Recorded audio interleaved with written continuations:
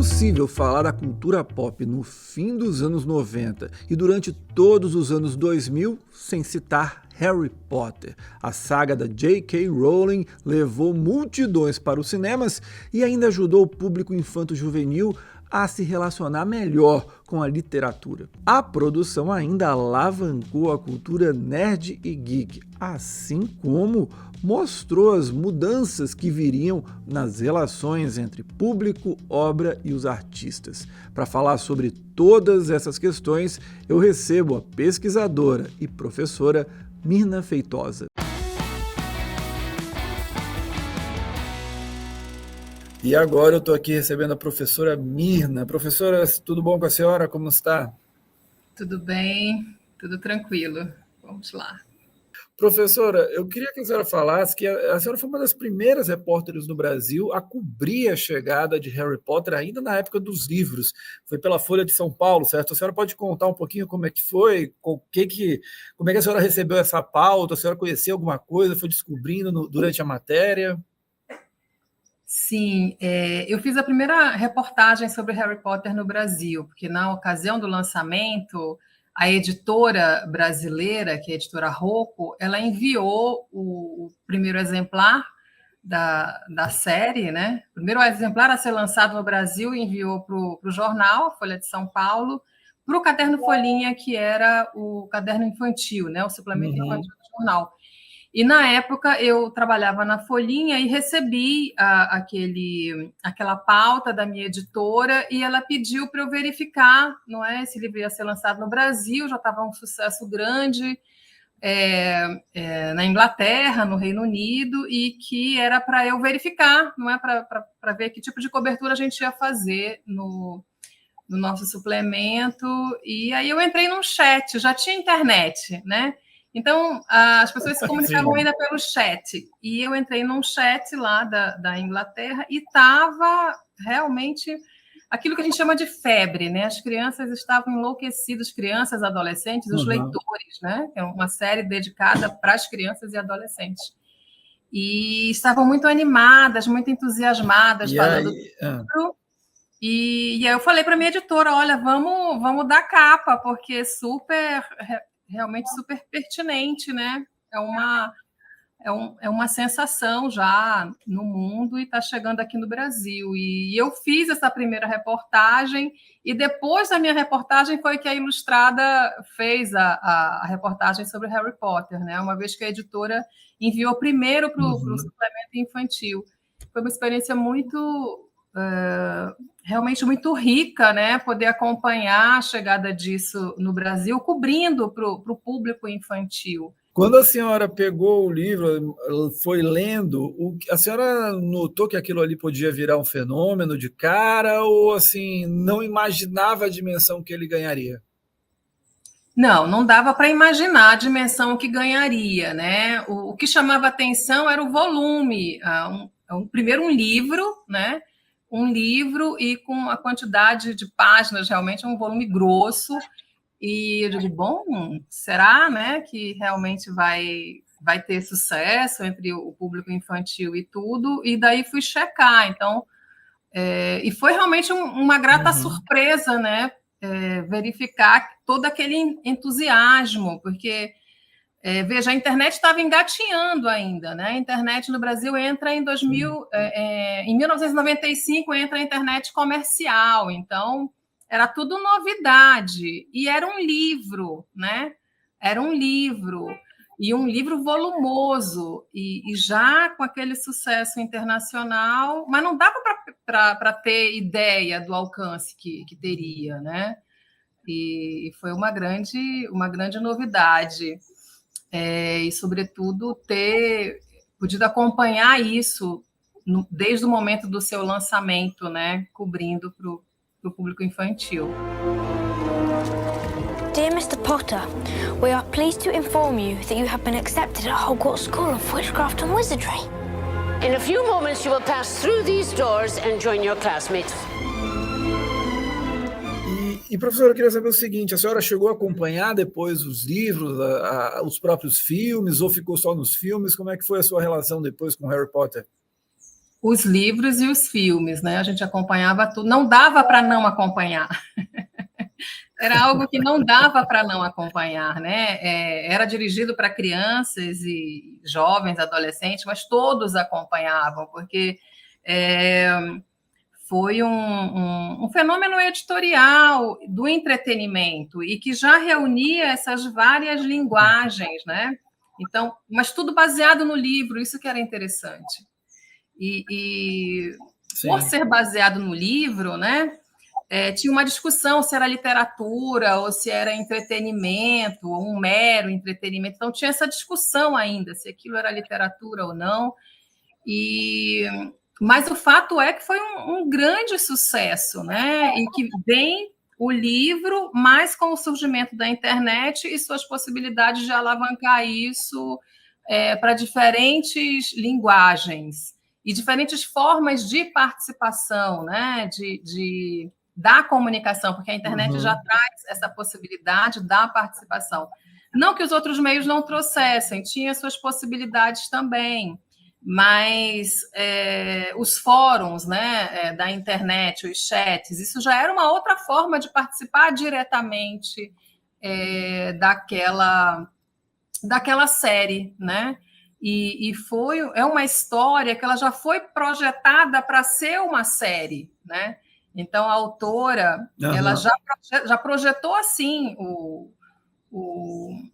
a narrativa que ela ia contar. Ela já sabia que ia ser uma série, tanto que demorou para ela emplacar numa editora que acreditasse no seu projeto, né?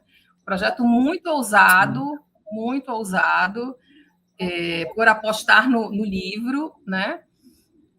E que realmente encontrou um momento da comunicação, do mercado editorial, onde tinha esse desafio da internet, né?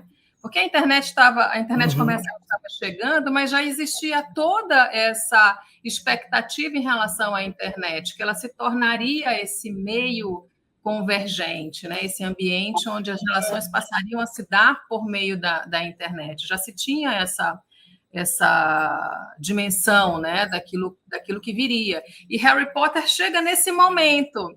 Então, um grande... parece assim que é um rio que desemboca no oceano, né? Aquele rio do século XX que desemboca nesse oceano que se transformou a comunicação. Foi muito rico, realmente, viver essa experiência. E, ao mesmo tempo, muito diferente do que a gente tem hoje, né? Porque, veja, do ponto de vista cognitivo, era um entretenimento que envolvia uma concentração, né? Porque é um livro, era uma história baseada em livro, e o livro ele requer uma concentração, uma habilidade muito sofisticada, né? Que requer um trabalho silencioso e um trabalho consigo mesmo e um envolvimento com aquela história, e de imaginação, né? O livro ele requer ele demanda essa participação por meio da imaginação do leitor. Very powerful.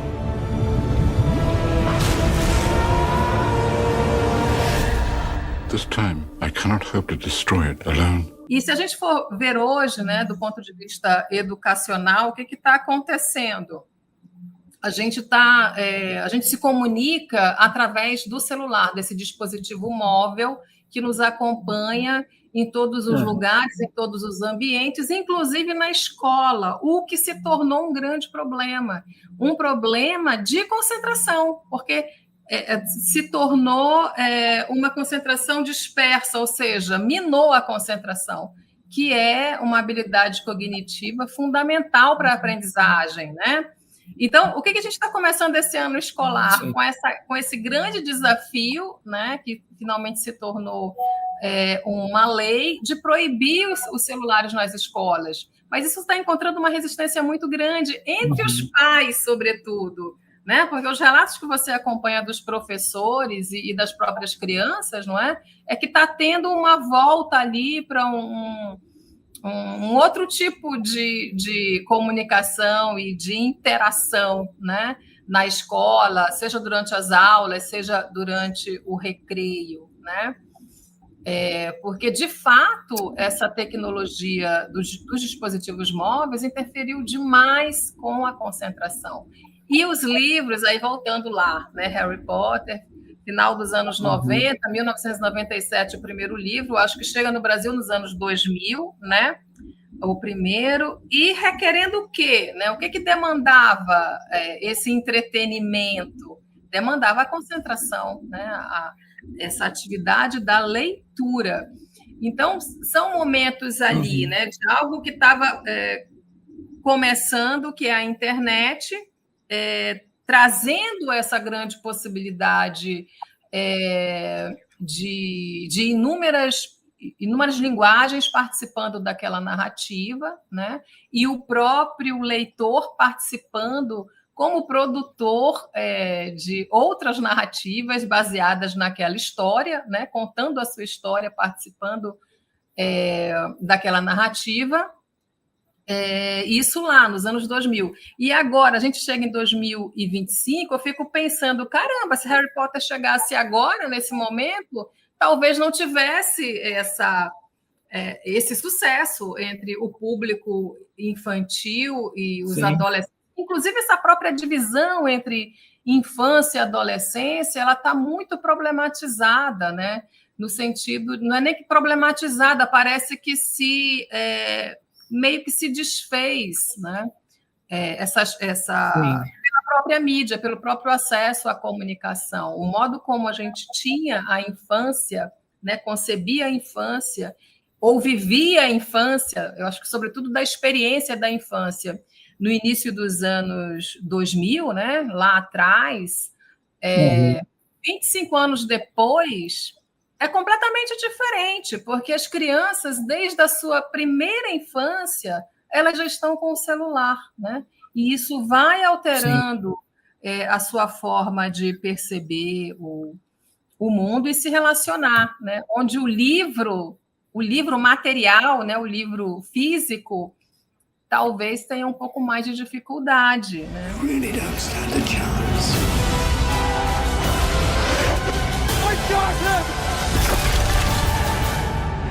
Só queria lhe fazer uma pergunta, assim, porque o nosso tempo está quase encerrando, mas eu queria só aproveitar o seguinte: a senhora falou da participação do público. A gente viu, acho que Harry Potter, a minha irmã, por exemplo, fazia fanfics gigantescas de Harry Potter, eu ficava impressionado, parecia a J.K. Rowling lá, e muita gente fazendo, tinha os fóruns, tinha os blogs e tudo mais.